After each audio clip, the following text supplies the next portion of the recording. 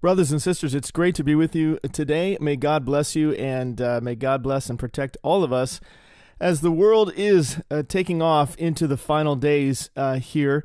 As you've probably already heard, Iran has been bombed.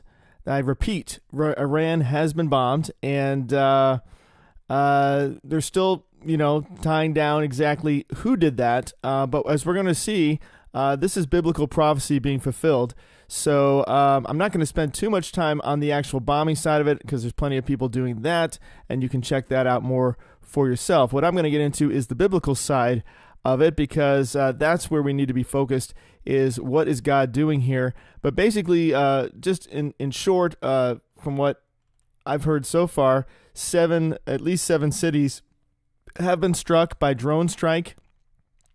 Specifically targeting the drone factories, it seems, bombing the center, for example, here, bombing the center for production of ammunition. So specifically targeting military sites. That's what's been happening there. But all of this is going according to plan. Now, we need to pray, of course, for those in Iran and pray that they come to Christ. That's the most important thing, that they're saved. As we recently talked about in our video, Muslims Dream of Jesus, which you can check out here on the channel. There's a lot of Muslims and people in Iran and throughout the world that are coming to Christ, and so we have to keep them in our prayers and always pray for those, obviously, who are in the middle of the fight. But what's exciting about all this is that God is bringing things to fruition here, as He said He would, and biblical prophecy is being fulfilled. If you could please hit that like button, that subscribe button, and that notification bell. YouTube has been removing people claiming that they're robots. I don't think you're a robot. Do you think you're a robot? I don't think so. So make sure you're still subscribed, and that if you could subscribe to help our channel, that would be awesome.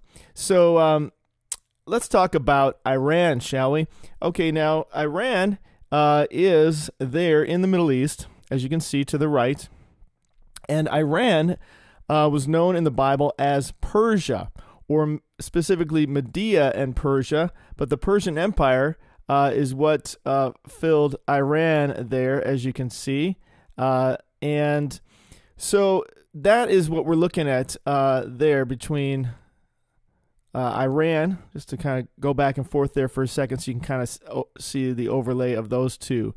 So as you can see, there's two places, Media and Persia, specifically in the lower right there of the Persian Empire. And that is what we're going to read about today in the Bible. It's pretty exciting to see this coming to fruition. And that is, again, where modern day Iran is. Okay, so just want you to be able to see that. Okay, so in Daniel chapter 8, it says, "In the 3rd year of King Belshazzar's reign, I, Daniel, had a vision after the one that had already appeared to me." Daniel's the man. I mean, he's got some end-time visions that we all need to be paying attention to. "In my vision, I saw myself in the citadel of Susa in the province of Elam. In the vision, I was beside the Ulai Canal. I looked up, and there before me was a ram with 2 horns." Okay? A ram with 2 horns. Now, pay attention to this ram with 2 horns. That's important. "Standing beside the canal, and the horns were long. One of the horns was longer than the other, but grew up later. I watched the ram as he charged toward the west." Right now, we know Iran has had an ever-embedded hatred against the West, right? They eat, drink, and breathe and sleep Western hatred, right? That's all they've ever wanted to do was destroy the West. USA is the big Satan and Israel's the little Satan, I guess, something like that. So they hate the West, right? And the North and the South, they basically have been enemies against everybody. They're kind of terrors of the Middle East, so to speak, and sponsors of terrorism in the Middle East. So it's understandable. So keep that in mind. No animal could stand against him, and none could rescue from his power, right? That's why they call it terrorism, because they terrorize people, right? "He did as he pleased, and he became great. As I was thinking about this, suddenly a goat with a prominent horn between his eyes came from the west." Oh, from the west, okay. "Crossing the whole earth without touching the ground." Well, how do you do that? It's called air power, right? It's called drones. It's called airstrikes. That's how you cross the whole earth without touching the ground. "He came toward the 2-horned ram I had seen standing beside the canal, and charged at him in a great rage." Whoa. I saw him attack the ram furiously, striking the ram and shattering his two horns. Well, okay. The ram was powerless to stand against him. The goat knocked him to the ground and trampled on him, and none could rescue the ram from his power. The goat became great, but at the height of his power, his large horn was broken off, and in its place, 4 prominent horns grew up toward the 4 winds. Okay, the large horn was broken off. Now, keep in mind the idea of America being the superpower, right? But we know from what we understand biblical prophecy, America doesn't seem to have a prominent role there, and it does seem that America's power, its horn is being broken off, and in its place, 4 prominent horns will grow up, but not as prominent, as we'll see. Out of one of them came another horn, which started small but grew in power to the south and to the east and toward the beautiful land. It grew until it reached the host of the heavens, and it threw some of the starry host down to earth. Now we're getting into the Antichrist that comes out of all this, okay, as we know from Revelation 12 and elsewhere. Starry host and trampled on them. It set itself up to be as great as the prince of the host. It took away the daily sacrifice from him. Again, that ties back to Antiochus Epiphanes, but it also ties into the Antichrist who will set himself up in the temple, as we see in Daniel 11, I want to say, and elsewhere, where he sets himself up in the temple and proclaims himself to be God. And the place of his sanctuary was brought low. Because of rebellion, the host of the saints and the daily sacrifice were given over to it. Now, this ties into Daniel 9. Now, again, Daniel 9 is both fulfilled by Christ and Antichrist. So Christ fulfilled it in him ending sacrifice, but you also get the Antichrist doing that as well. It prospered in everything it did, and truth was thrown to the ground. Good old truth thrown to the ground. We hate when that happens. Then I heard a holy one speaking, and another holy one said to him, "How long will it take for the vision to be fulfilled? The vision concerning the daily sacrifice, the rebellion that causes desolation, and the surrender of the sanctuary, and the host that will be trampled underfoot?" He said to me, "It will be 2,300 evenings and mornings. Then the sanctuary will be reconsecrated." Okay. So that's a number to keep in mind. Now, that appears that's going to apply more when we have a sanctuary. They're trying to rebuild that third temple. That would seem to apply more at that time. But something to keep in mind. It is interesting when you put in this date, 1335 days, it takes you to Tabernacles of, I believe, 2026. So that's kind of interesting. While I, Daniel, was watching the vision and trying to understand it, there before me stood one who looked like a man. And I heard a man's voice from the Ulai calling, "Gabriel, tell this man the meaning of the vision." As he came near the place where I was standing, I was terrified, fell prostrate. "Son of man," he said to me, "understand that the vision concerns the time of the end." Okay, so that's what's important, guys. You can say, well, this was fulfilled a long time ago. This is an old prophecy. No, this concerns the time of the end. Okay, this is end times we're talking about. We're not talking about this was back when Greece and Media and Persia, as we're going to see the names. That's the names that are used, but I'm going to explain that in a second. Okay, so while he was speaking to me, I was in a deep sleep with my face to the ground. Then he touched me and raised me to my feet. He said, "I'm going to tell you what will happen later in the time of wrath." Okay, this is in the time of God's wrath. Okay, now God's wrath has not yet come upon the earth, right? And he's going to get his children out of the way. He says in Isaiah 26 verse, "and put us in the rooms until his wrath is past," right? But that's later in the time of wrath. That's what we're talking about, because the vision concerns the appointed time of the end. Okay, so 3 times here, basically, he says this is end times I'm talking about. I'm not talking about right now, so don't worry about Greece and Media and Persia happening right now, Daniel. I'm talking about the end times, okay? The 2-horned ram that you saw represents the kings of Media and Persia. Media and Persia. Media and Persia. Okay, so Media and Persia, that's the 2-horned ram, okay? And that is modern-day Iran, okay? That's modern-day Iran. So that's Media and Persia. The shaggy goat is the king of Greece. Now you say, well, was this Greece that attacked him? Now, interestingly, Greece is having issues with Turkey right now.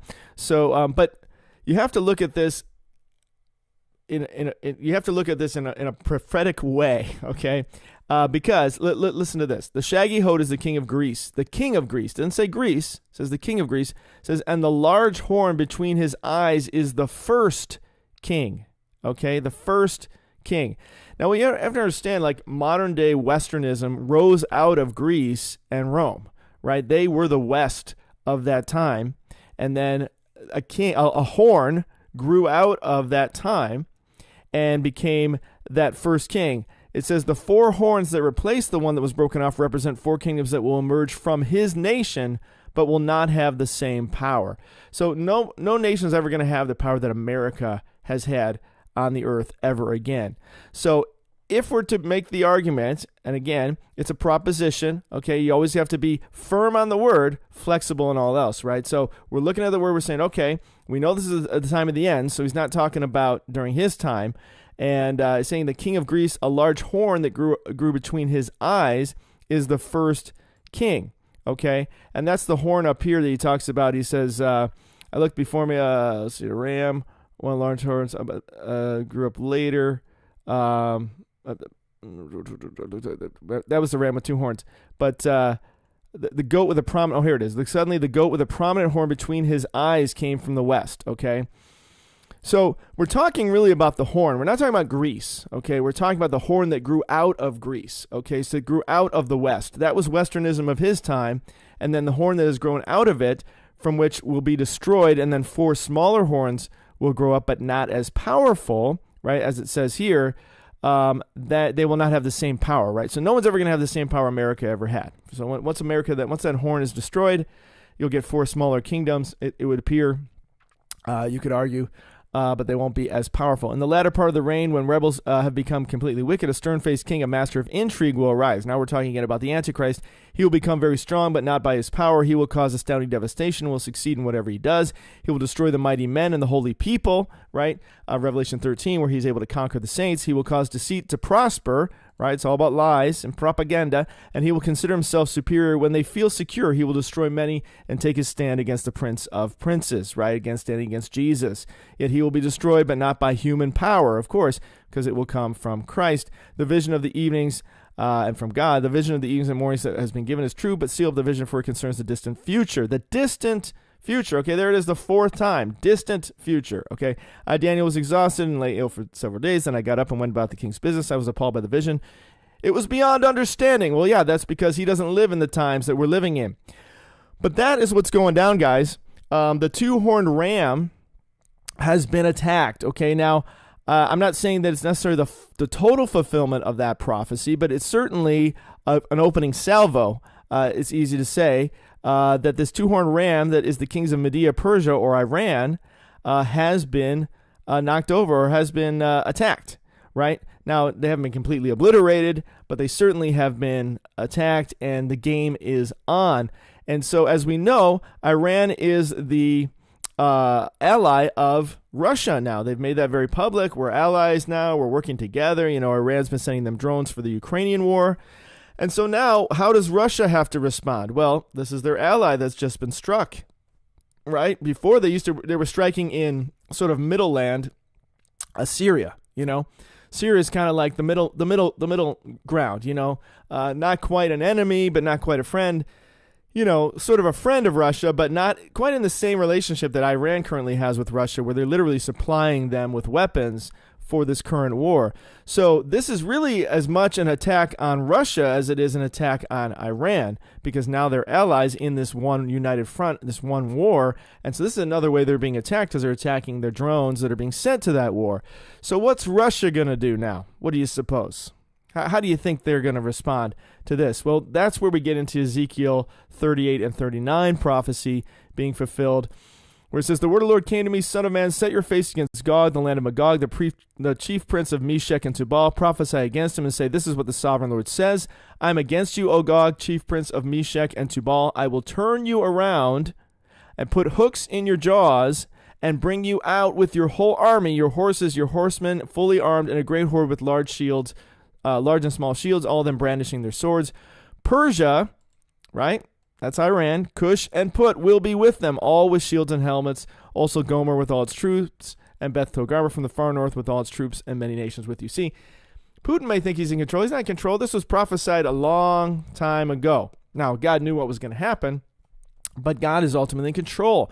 You know, all this stuff is going according to plan. So basically, Putin has to come out now, you know, whether he does it immediately or, you know, somewhere around Passover, perhaps. Ding, ding, ding. Check out my Nissan 10 video on that one and the tribulation video. But, you know, now he's got to get involved, right? The hooks are in his mouth. He's got to get pulled out. He's got to get involved with this mess. Get ready, be prepared, you and all the hordes gathered about you, and take command of them. Now, he's already been threatening Israel. He's already been kind of moving in that direction, kind of knowing that that's ultimately going to come.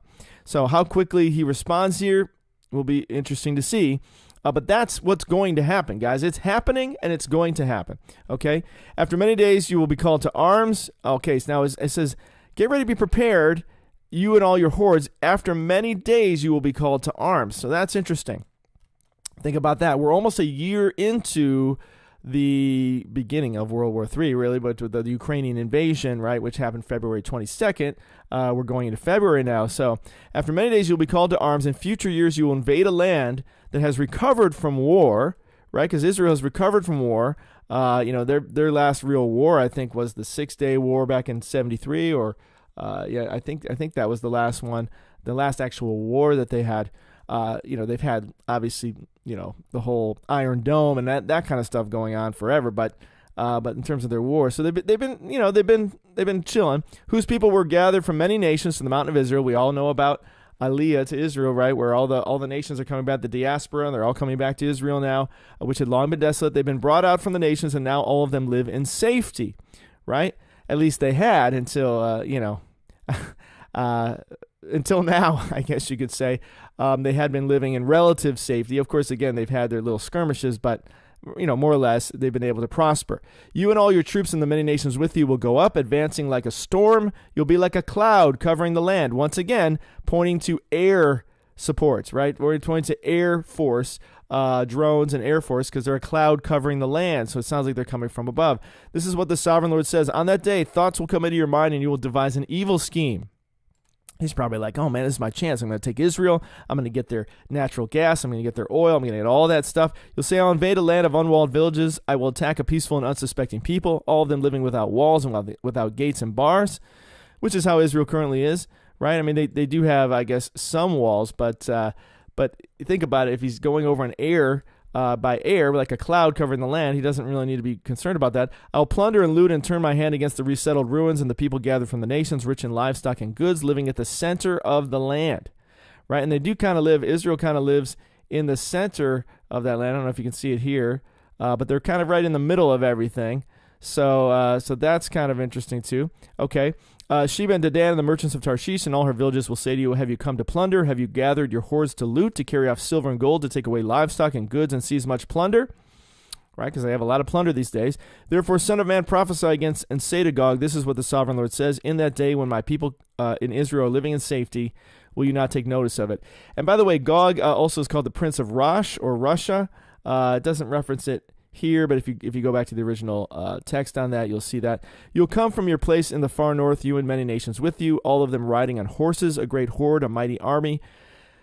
Again, I've done other videos on this, how the Russians were originally horse warriors, that they fought on the back of horses using the bow, that's talked about also in Revelation 6. You could argue, you will advance against my people Israel like a cloud that covers the land. In days to come, O Gog, I will bring you against my land so that the nations may know me when I show myself holy through you before their eyes. Okay, so this is all going according to plan. This is all what God wants to do. You will advance against my people, and I will bring you against my land. See, God's plan, he's got this all working, just like he did with Pharaoh in Egypt, so that the nations may know me when I show myself holy through you before their very eyes. Okay. This is what the Sovereign Lord says. Are you not the one I spoke of in former days by my servants, the prophets of Israel? At that time, they prophesied for years that I would bring you against them. Okay, this is what will happen in that day. Okay, a lot of buildup, and then we finally get here's the climax. When Gog attacks the land of Israel, my hot anger will be aroused, declares the Sovereign Lord. Man, that's what we're waiting for, right? That's the judgment day, or when it begins. Not judgment day in terms of eternal salvation, but the wrath beginning. In my zeal and fiery wrath, I declare that at that time there shall be a great earthquake in the land of Israel. The fish of the sea, the birds of the air, the beasts of the field, every creature that moves along the ground, and all the people on the face of the earth will tremble at my presence. Because is that because we're going to see Jesus? Are they going to tremble at his presence? Well, we'll look at that same. The mountains will be overturned, the cliffs will crumble, and every wall will fall to the ground. I will summon a sword against Gog on all my mountains, declares the sovereign Lord. Every man's sword will be against his brother. I will execute. Boy, that sounds a lot like Revelation. What was that? The third seal. I will execute judgment upon him with plague and bloodshed, and I will pour down torrents of rain, hailstone, burning sulfur on the troops, etc. That sounds like the rest of Revelation, right? And I will show my greatness and my holiness, and I will make myself known in the sight of many nations. Okay, so he says there's going to be this great earthquake, right? And he's going to make himself known. Okay, there'll be a great earthquake, and he's going to make himself known, and that the mountains will be overturned, the crumble and fall, etc. And then we have the fiery hailstones and so forth, as we see in Revelation. Well, if we go to Revelation 6, we see this event, right? We see this event happening. When God says, I watched as he opened the sixth seal, there was a great earthquake. The sun turned black like sackcloth made of goat hair. The whole moon turned blood red, and the stars in the sky fell to the earth as late figs drop from a fig tree. Now, they don't mention the sun there in that passage, but we see it in Matthew 24. We see it in Joel 2. We see it in elsewhere in the Bible. I think Isaiah as well. The sky receded like a scroll, rolling up, and every mountain and island was removed from its place. Okay, that also was talked about in Ezekiel, that happens. And it says, then the kings of the earth and the princes, the generals, the rich, the mighty, and every slave and every free man hid in caves and among the rocks of the mountains. They called to the mountains and the rocks, fall on us and hide us from the face of him who sits on the throne and from the wrath of the Lamb. For the great day of their wrath has come, and who can stand? So, why would they say hide us from the face of him who sits on the throne? Probably because they can see the face of him who sits on the throne. They're trembling at his presence, as he says in Ezekiel 38 and 39. They're trembling at his presence, right? It says, in my zeal, the great earthquake, every creature moves along the ground will tremble at my presence, right? I will make myself, I will show myself holy through you before their very eyes. I will make myself known, right? And so I will show my greatness. I will make myself known in the sight of many nations. And then, of course, we get the hailstones. That comes in Revelation 8 and on, and burning sulfur and so forth. So it would appear, as I've shared in many other videos previously, that all of this is finally coming together the way God said it would. And should we be surprised? Of course not, because God will do what he has said he will do, guys. So be excited, be looking up, because the Lord is moving and he's doing what he said he would do. Guys, now is the time to get right with God. Repent, turn away from the world, guys. Turn away from your sin. Repent, leave that ungodly life, and believe the good news, right? Turn to God. He wants to save you, but you can't keep living against him and think that you're with him, right? So you got to turn to the Lord now, guys. Now's the time. You don't want to wait until you see his presence in the sky when his day of wrath has come, because by then it will be too late, at least to avoid that. You may still get saved, but as one escaping the flames and going through the flames, you don't really want to be in that situation. Amen. Amen, guys. Loving you. Wishing you all the best, all the best. Hope you'll join us in our fellowship, and please do hit that subscribe button to help fight the robot demolition that YouTube is claiming. Thank you so much. And loving you guys. Wishing you all the best, all the blessed, and Maranatha.